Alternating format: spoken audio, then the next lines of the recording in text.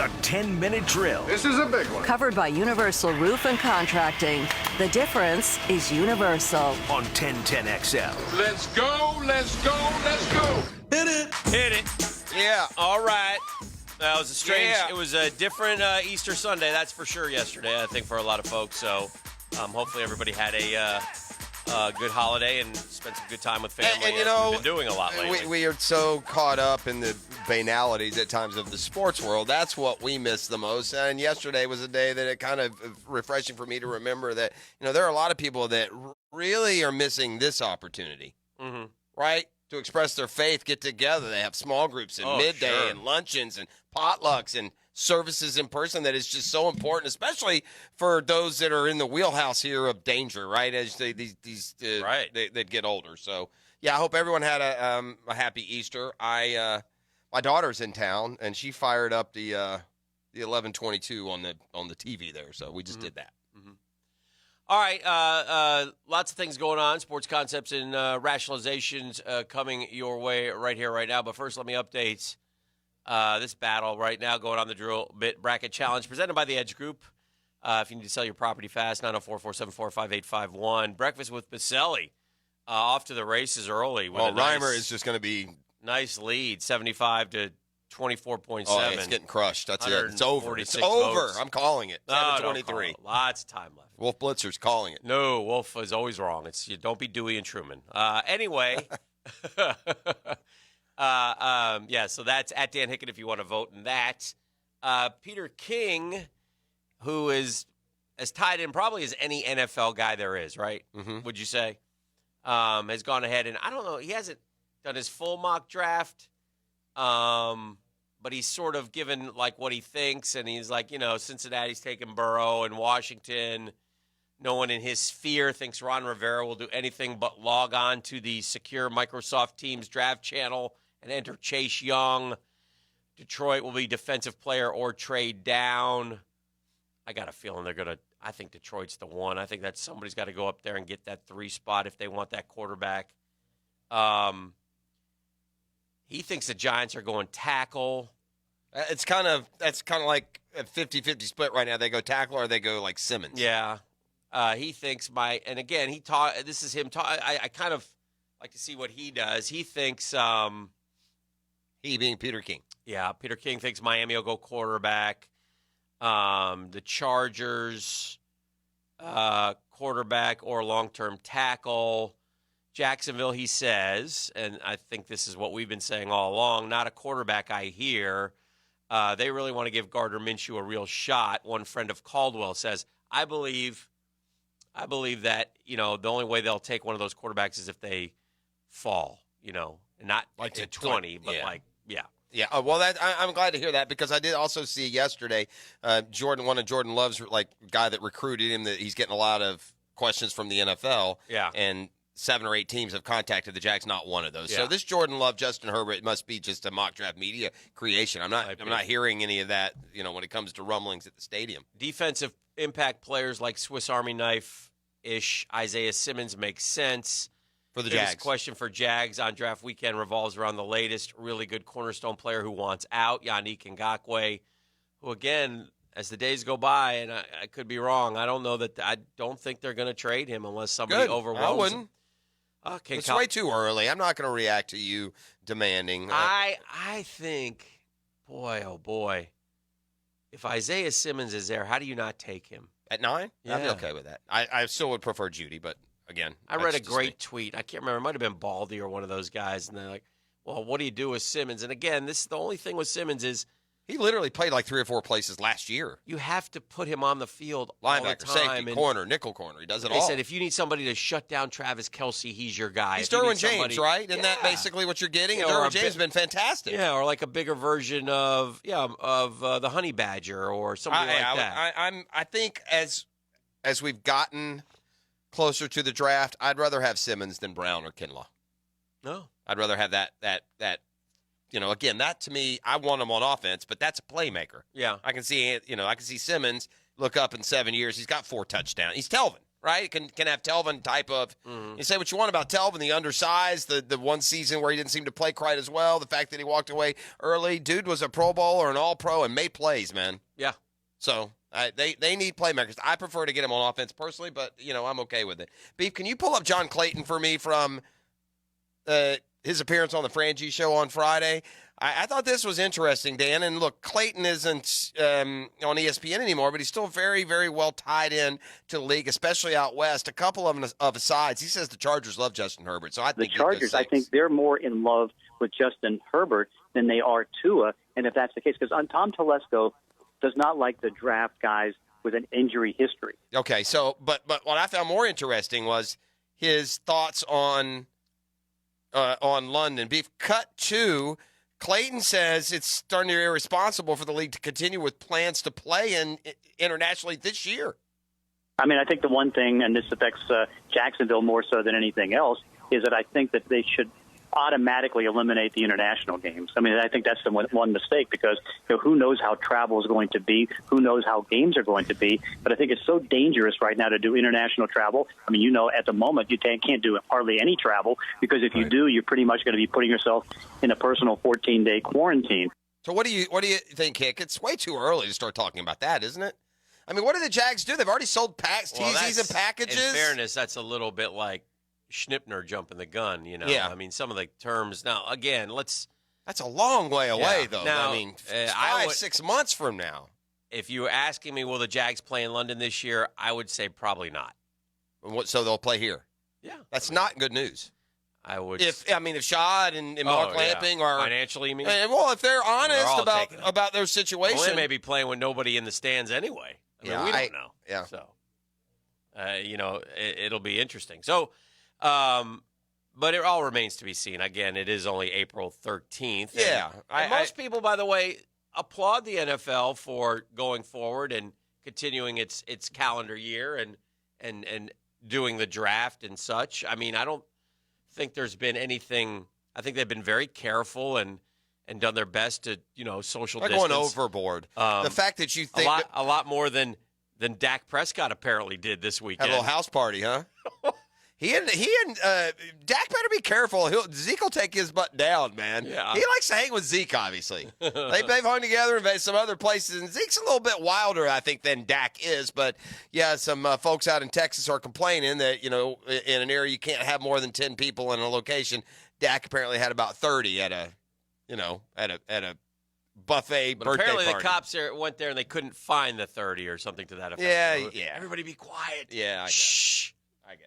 Look the other way. It's Dak. I think, I'm not going to comment about COVID or policies or plans. I'm just going to roll with whatever everyone says. No. I mean, what good is it? Opinion is, ridiculously unneeded. Who cares? It is what it is. There's facts. Yeah. Facts are they shut everything down. No one's going anywhere or doing anything, and your money is going to disappear day by day until we determine the risk-reward on living.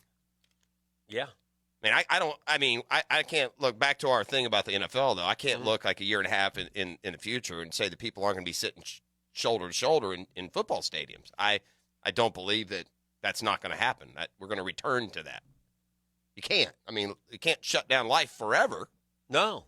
You think in September there'll be – I don't know about September. I would say this. I would say whatever sport comes back first is going to have empty stadiums. Well, that'll be NBA and Major League Baseball. So if and when they come back, I would say there will be empty stadiums there. That's my feeling.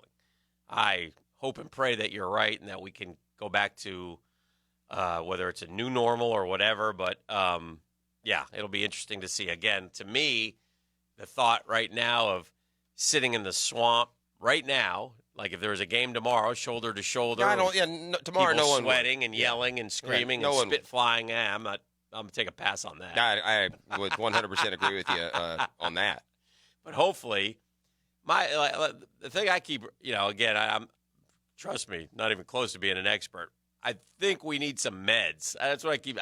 The meds and tests. I think we need some meds. If we Meds get and some tests. meds, then if you get it, you take the meds and you feel better, and then you go on. I thought that well, you know what? Again, we're getting into heady news talk nonsense. Yeah. But Sweden is doing it a complete different way, and they're not having any worse problems than us, and they're isolating the elderly and the more likely, and everyone else is just socially distancing and going along. They don't have any more incidents than we do. But again, I had something right there. Oh, I got it.